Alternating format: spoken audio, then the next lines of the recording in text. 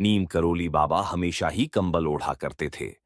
Richard एल्पर्ट Ramdas ने अपनी किताब मिरेकल ऑफ लव पर बुलेट प्रूफ कंबल से जुड़ी घटना का जिक्र किया है। रिचर्ड एल्पर्ट ने बताया कि बाबा के कई भक्तों में एक बुजुर्ग दंपति भी थे जो कि फतेहगढ़ में रहते थे। बाबा के चमत्कारी कंबल की यह घटना 1943 से जुड़ी है। एक दिन बाबा नियम करोली बाबा अचानक बुजुर्ग दंपति के घर पर पहुंच गए। इसके बाद बाबा ने कहा कि वह रात में यहीं रुकेंगे। बाबा की बात सुनकर बुजुर्ग दंपति भक्त को बहुत खुशी हुई, लेकिन बुजुर्ग दंपति गरीब थे और वे सोचने लगे कि अगर बाबा रुके तो सत्कार और सेवा के लिए उनके पास कुछ नहीं है। दंपति के पास उस समय जो कुछ भी पर्याप्त था, उन्होंने उस समय बाबा को दिया और उनका सत्कार किया। भोजन के बाद उन्होंने बाबा को सोने के लिए एक चारपाई और ओढ़ने के लिए कंबल दी, जिसे ओढ़कर बाबा सो गए। इसके बाद बुजुर्ग दंपत्ति भी बाबा के चारपाई के पास ही सो गए।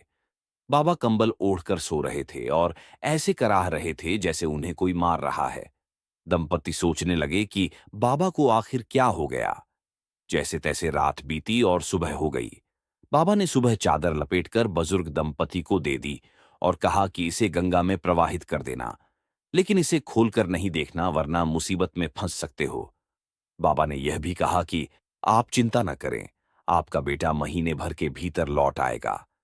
दंपति भी बाबा की कही बातों का पालन करते चादर को गंगा में प्रवाहित करने के लिए ले जा रहे थे।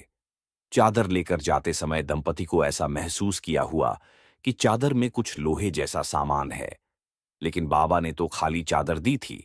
बाबा ने चादर खोलने को मना किया था, इसलिए दंपति ने बिना उसे खोले वैसे ही नदी में प्रवाहित कर दिया।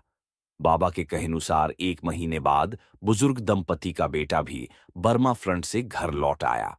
यह दंपति का इकलौता बेटा था जो कि ब्रिटिश फौज में सैनिक था और दूसरे विश्व युद्ध के समय बर्मा फ्रंट पर तैनात था।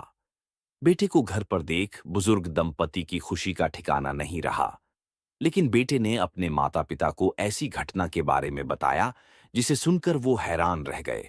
बेटे ने कहा कि लगभग महीने भर पहले एक दिन वह दुश्मन फौजों के बीच घिर गया और रात भर गोलीबारी होती रही।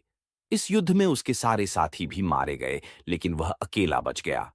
बेटे ने कहा कि मैं कैसे बच गया यह मुझे भी मालूम नहीं। उसने कहा कि उस पर खूब गोलीबारी हुई, लेकिन एक भी गोली उसे नहीं लगी। रात भर वह जापानी दुश्मनों के बीच लड़ता रहा और जीवित बच गया। इसके बाद सुबह ब्रिटिश फौज की ओर टुकड़ी आई।